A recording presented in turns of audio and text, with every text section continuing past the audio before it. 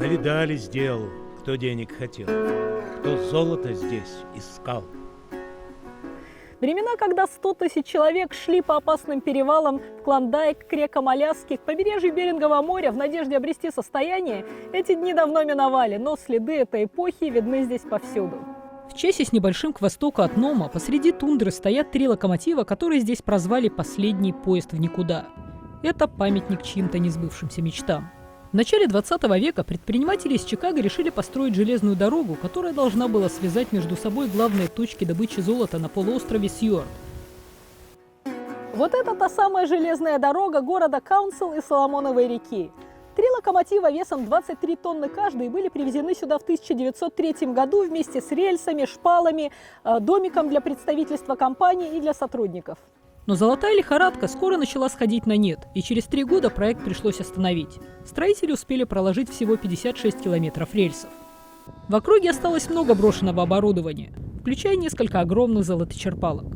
Как писал один из наблюдателей в те дни, эти механические монстры могли проработать больше грунта за день, чем 1000 золотоискателей, и завершить этот день без боли в спине. А мелкие артефакты оказались в местном музее. Золото продолжают добывать в местных реках и в Беринговом море и в наши дни. Самыми разными способами. Кому что по карману. От больших барж до маленьких лодок с водолазами. Далеко не всем удается разбогатеть. Местный анекдот. Как узнать в Номе золотоискателя? Это будет самый оборванный парень в баре. Жизнь на Аляске недешево. Поэтому многим золотоискателям приходится жить по старинке, в палатках. Рэнди Харпер, портовый грузчик из Портленда, штат Орегон, нырял за золотом с катера в водолазном костюме, но потом решил подойти к делу более основательно. Отпросившись с работы в продолжительный отпуск, он придумал дизайн самоподъемной буровой установки, с помощью которой можно будет добывать золото на глубине. Собрал группу таких же энтузиастов, и вместе они занимаются в порту Нома сбором и сваркой установки для добычи золота. В 80-х мой дед помог разбить лагерь в 20 километрах отсюда, на берегу. И он только об этом и говорил. Так что, когда мои дети выросли и покинули дом, я решил поехать посмотреть, о чем говорил дед. В то время в лагере работали около 500 человек. Дед умер в 97 лет, а я его очень любил.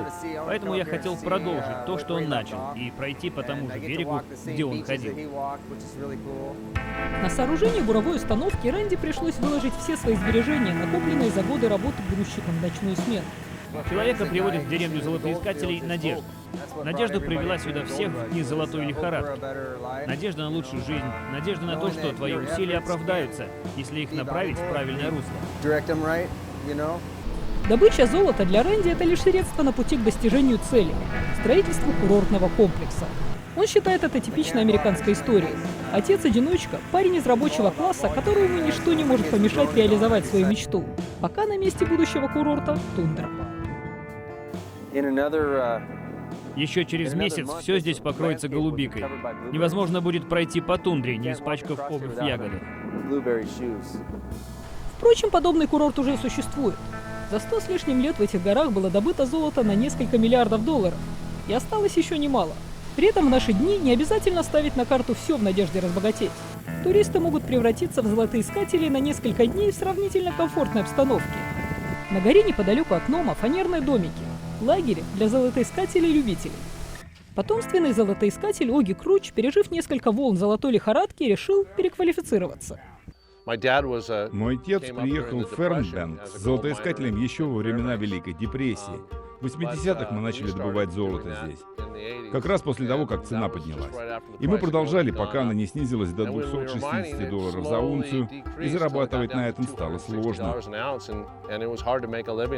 Оги с матерью Бетти открыли курорт, на котором можно вкалывать от рассвета до заката, намывая из ручья золото.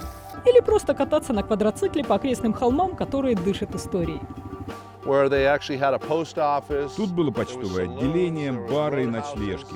Тут был настоящий город. Здесь можно набрести на полуразвалившуюся хижину золотоискателей начала прошлого века.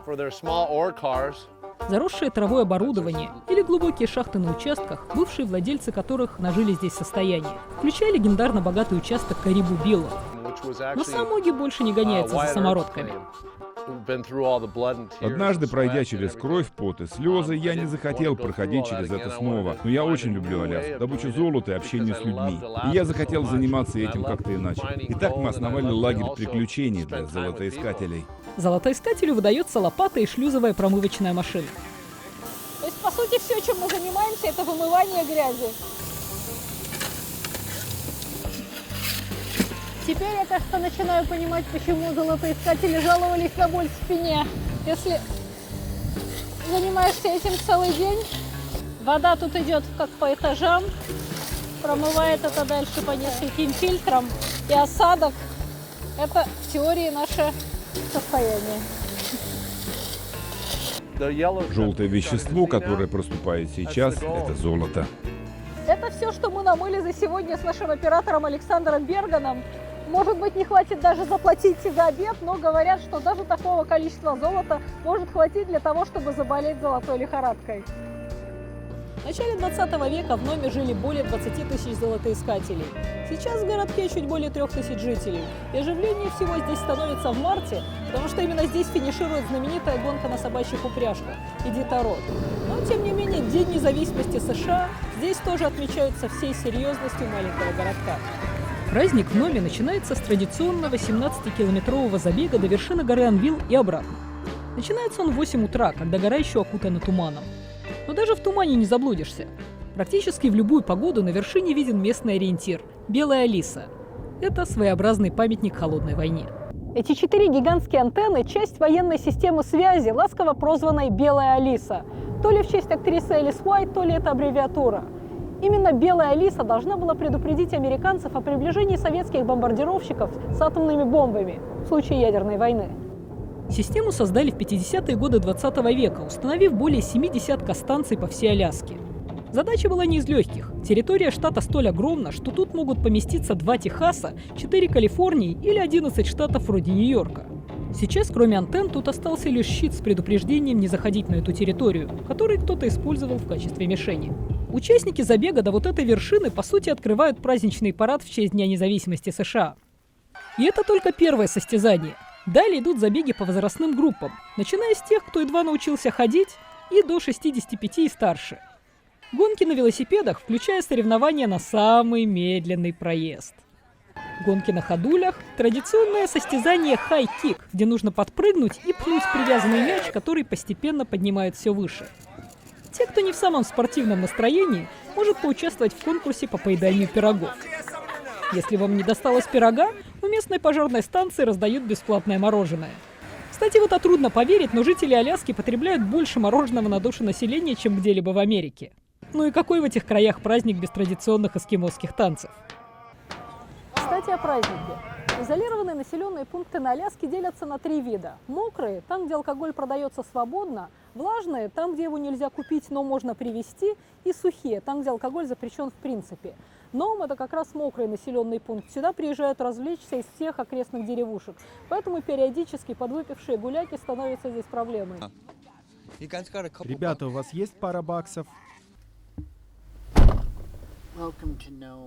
Добро пожаловать в Ном. Наш маленький городок, где живут 3850 человек. Это безумное место. А вот мэр городка Ричард Бенневиль, бывший учитель, актер, экскурсовод и, несомненно, одна из главных достопримечательностей Нома, когда-то приехал сюда именно избавиться от алкогольной зависимости. В январе 1982-го родственники отправили спивающегося артиста на Аляску с билетом в один конец.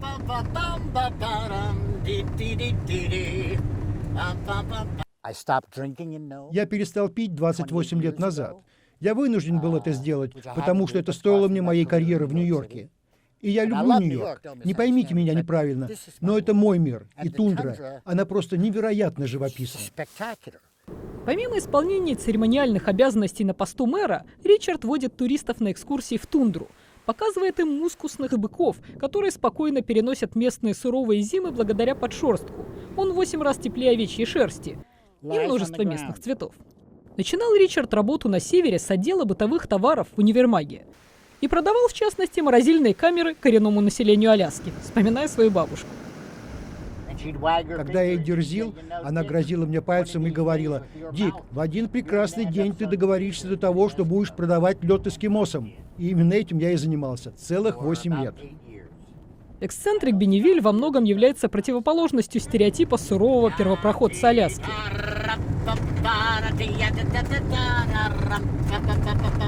Развлечениям вроде рыбалки или охоты он предпочитает чтение стихов. Я актер, и певец, и танцор, и мне удалось использовать эти таланты. Я гей, что достаточно необычно, хотя не то, чтобы совсем необычно. Люди меня замечательно принимают, особенно коренные народы Аляски. Если ты хороший человек и делаешь хорошие вещи, все с тобой в порядке. И мне хочется думать, что именно это и делаю. Так что моя жизнь изменилась к лучшему. И еще как. Я очень счастлив жить здесь. За время жизни в Номе Ричард поставил 3 десятка спектаклей и мюзиклов. А выражение «Здравствуйте, Центр» пережиток времени до появления телефонных линий, когда для связи требовалась помощь оператора, универсальным. В изменении климата и появлении в районе Нома первых круизных кораблей Ричард видит большие перспективы и мечтает, чтобы в его маленьком городке был построен глубоководный порт для судов, которые идут через Берингов пролив. Это наше будущее. В каком-то смысле мир идет к нам сюда. В один прекрасный день Ричард, может быть, соберется переехать на Гавайи, где потеплее. Но пока он продолжает выступать. Ухаживает за своими клумбами, а в будущем планирует вновь поучаствовать в выборах на пост мэра. Голосуйте за Бенневиля! Несколько лет назад Приполярный совет народов Арктики объявил глобальное потепление одной из главных угроз для коренного населения. Вот, например, рыбацкий поселок Теллер. В начале 20 века через него прошли тысячи золотоискателей. В наши дни тут живут менее 300 инупиатов, которые по-прежнему ловят и коптят рыбу, как будто тут и не было никогда нашествия предприимчивых белых поселенцев. Поселок расположен на узкой прибрежной косе, которую постоянно размывает вода. Все, что отделяет дома от моря, это вот эта стена, собранная из абы чего. Из дерева, из гравия, из каких-то старых проржавевших машин, из сеток. Но опасность наводнения стала практически ежегодной. Во время осенних дождей прибрежные дороги здесь затапливает. Эрозия, по сути, разделила Теллер на 2 части. В 1974 году после наводнения часть жителей была вынуждена эвакуироваться, переселиться на новый участок, подальше от берега. Все это было скрыто под водой. Ее было метр с лишним. Кладбище Теллера теперь на краю обрыва. Некоторым местным жителям приходится просить разрешения суда, чтобы перенести останки близких в место, менее подверженное эрозии. Весь Теллер давно пора перенести выше, но таких прибрежных деревень на Аляске более 30, а стоимость проекта столь высока, что прогресса пока не наблюдается. Это обойдется в миллионы, может сотни миллионов или больше. Мы могли бы строить 1-2 дома в год, но такими темпами это займет лет 80. Но мы адаптировались на протяжении 10 тысяч лет, так что мы будем адаптироваться и следующие 10 тысяч. Зимой снег отрезает Теллер от внешнего мира. До Нома, расположенного в 100 километрах отсюда, можно добраться лишь на снегоходе. На случай поломки вдоль дороги построены несколько домишек-убежищ, где можно укрыться от ветра. Самым надежным способом транспортировки считается авиация. Аляска – это огромный штат, но живут здесь всего 740 тысяч человек, и до 80% территории можно добраться лишь по воздуху. Поэтому без маленьких самолетов многие поселки оказались бы изолированными. Практически в каждом поселке есть взлетно-посадочная полоса. Иногда это всего лишь какие-то 200 метров гравиевой дорожки, а в некоторых поселках взлетно-посадочную полосу приходится выстраивать каждый год на льду. Аляска занимает 1-е место по числу пилотов на душу населения, в 3 раза больше, чем следующий штат. Таежные пилоты – это местные герои. Это глухомань и большие расстояния между этими местами в глухомани, где нет абсолютно ничего, кроме комаров. У нас есть спасательное оборудование и еда на 8 дней, на случай, если нам придется вынужденно приземлиться где-то и выживать. Все это в вертолете, в том числе и рыболовные сети, если понадобится добывать пропитание, пока нас кто-нибудь не обнаружит. Если что-то действительно происходит, шансы не в твою пользу. Поэтому главный элемент спасательного оборудования, который у меня есть, это спутниковый телефон. С него можно позвонить откуда угодно. В 2008 году Сара Пейлин, кандидат в вице-президенты США от республиканской партии, стала предметом насмешек, когда аргументировала свою компетентность в вопросах внешней политики тем, что из своего дома на Аляске она видит Россию. Из городка Васила Россию не видно совершенно точно, мы там были и смотрели. Но зато Россию видно с острова, который называется Малый Диамид. Это территория США, которая находится на расстоянии менее 4 километров от Большого Диамида. Он же остров Ратманово, самой восточной точки России. Раньше до Малого Диамида летали зимой самолеты и садились на лед. В последние годы лед стал тоньше, и туда можно долететь только вертолетом из Нома.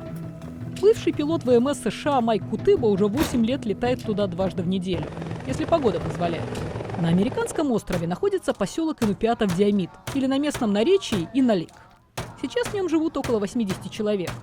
Весь островок чуть больше 7 квадратных километров. Состоит он в основном из гранита и кварца, тут почти ничего не растет и ровной поверхности всего ничего. Собственно, место, где расположен поселок. С российского острова коренное население давно переселили на материковую часть. На Большом Диамиде находится военная база. Мы следим за ними 24 часа в сутки, а они следят за нами 24 часа в сутки. Раньше у нас была военная часть, но молодежь больше не хочет этим заниматься. Между островами проходит государственная граница США и России и линия перемены дат. То есть, если плыть с Малого Диамида на Большой, за несколько минут можно приплыть в завтрашний день. Правда, делать это не рекомендуется. Мы получаем предупреждение, слышим выстрелы, бум-бум-бум. Жизнь на Малом Диамиде мало изменилась за последние несколько сотен лет. Тут ни дорог, ни автомобилей, ни канализации. Хотя работает интернет. Если жить традиционным укладом, на Диамиде тебе не нужны деньги.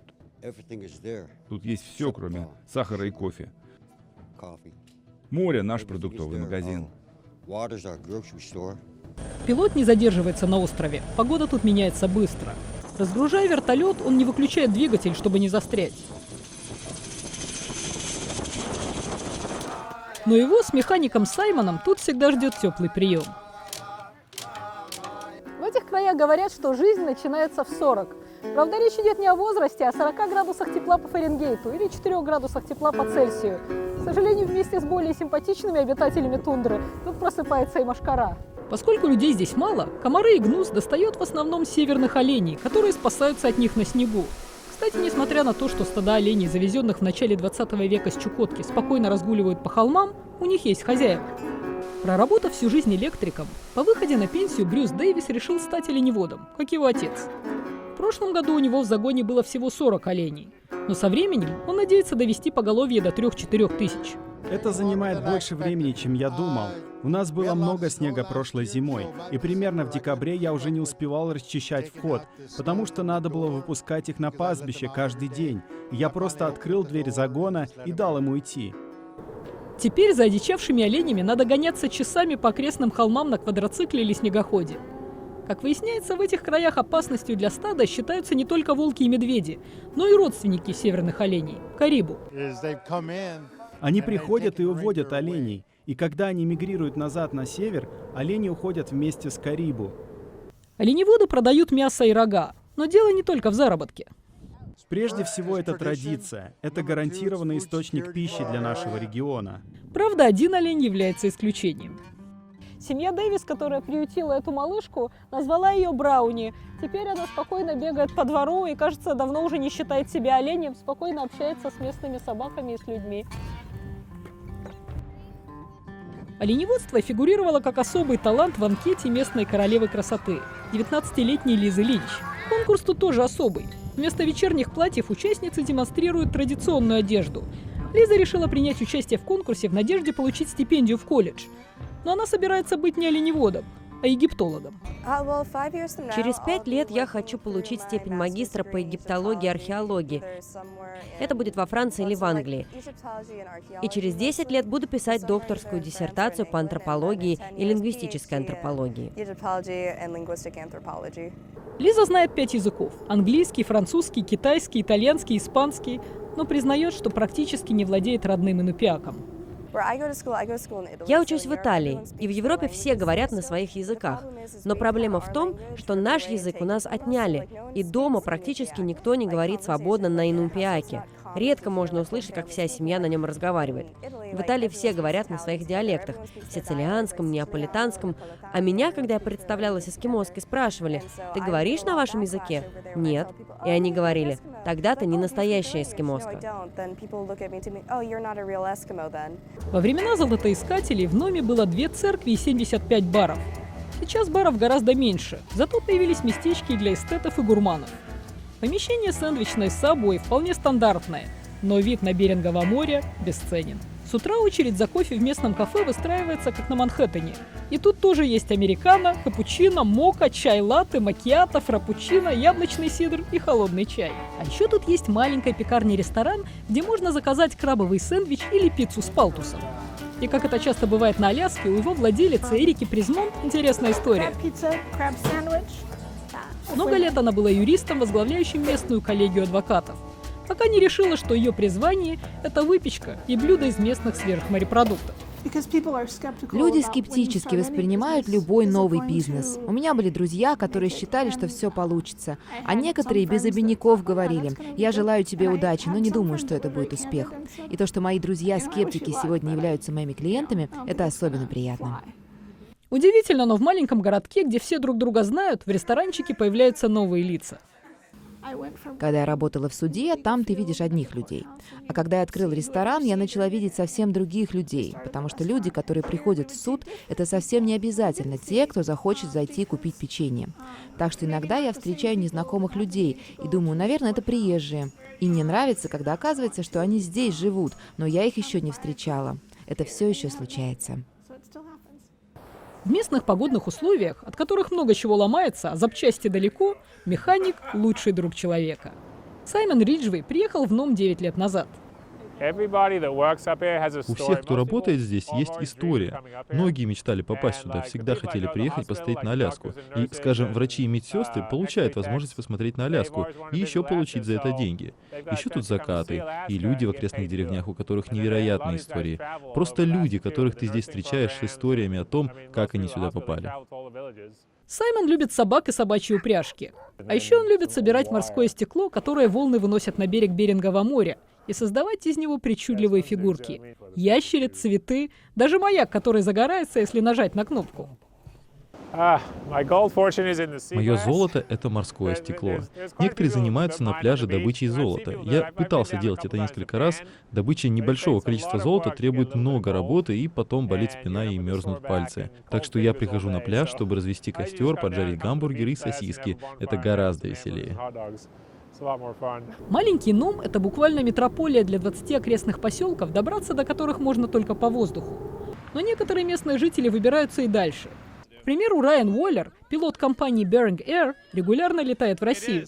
Это так близко, всего в часе лета. Все настолько иное. Земля очень похожа. Разница в том, как люди делают дела. Правительства разные. Наверное, нечестно сравнивать с Провидением, потому что он очень старый. Серые старые бетонные дома многоэтажки, в то время как тут все живут в частных домах. Цвета отличаются. Как правило, там старые постройки времен коммунизма, все одного цвета. Но это меняется. У них появляются новые цвета. Райан говорит, что ему нравится жить в Номе. В маленьком городке больше друзей. Те, кто не любит охоту, сам он, например, вегетарианец, всегда может пойти собирать ягоды. Мы любим Аляску. Для моей жены и для меня переезд сюда был приключением. Мне немного жаль своих детей, потому что переезд на Аляску — это уже идеальное приключение. Я не знаю, где они смогут найти что-то лучшее.